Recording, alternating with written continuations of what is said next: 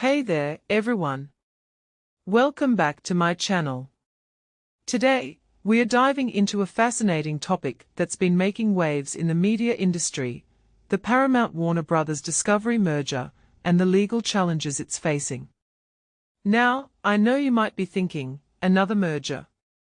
What's the big deal? But trust me, this one's got some serious implications, especially when it comes to political ideologies and the future of news and entertainment. So, let's break it down. First things first, let's talk about David Ellison, the CEO of Paramount-Skydance. He's in the hot seat because he's trying to merge his company with Warner Brothers Discovery, which owns CNN. Now, here's the interesting part. Ellison's not your typical right-wing ideologue. Despite the antitrust lawsuit filed by a dozen Democratic state attorneys general, led by none other than California's Rob Bonta. These AGs are arguing that the merger is anti-competitive and bad for consumers. But here's where things get tricky. Ellison's not just any CEO, he's a centrist. He's appointed Bari Weiss, a journalist known for her pro-Israel stance and criticism of wokeism, to run CBS News. So, what's the deal with these AGs?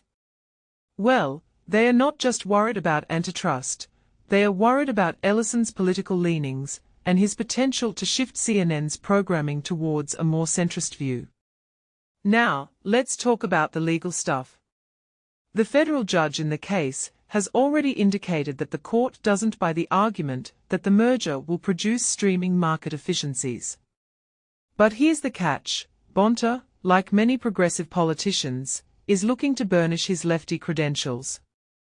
By crying foul over this merger, he's trying to position himself as a champion of progressive values, even though the Trump DOJ Antitrust Division gave the merger easy passage. Now, here's where things get even more interesting. Ellison's dad, Larry, is a pal of Trump's.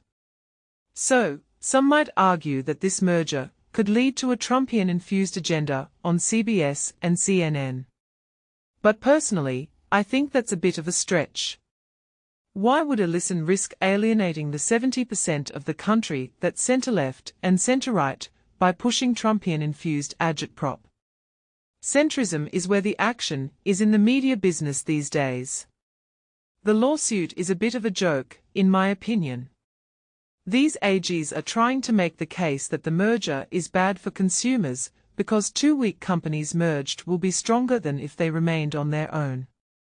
But here's the thing, these companies are already struggling due to competition, not because they are cutting prices or hiring more stagehands. By combining them, they have a chance to compete with streaming giants like Netflix and potentially take on big tech for consumer eyeballs. What's truly absurd about this case is that US politicians, with a degree of power, to the left of the progressives in the European Union and the UK regulatory apparatus, both have greenlit the $80 billion merger, and for good reasons.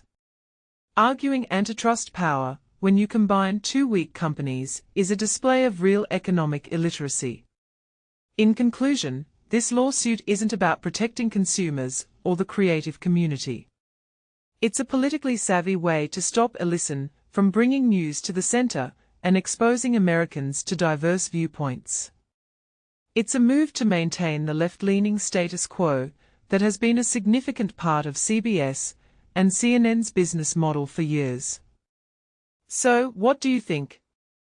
Is this merger a threat to media diversity, or is it just political posturing?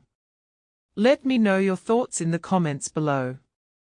Thanks for watching, and don't forget to like and subscribe for more insightful content. Peace out.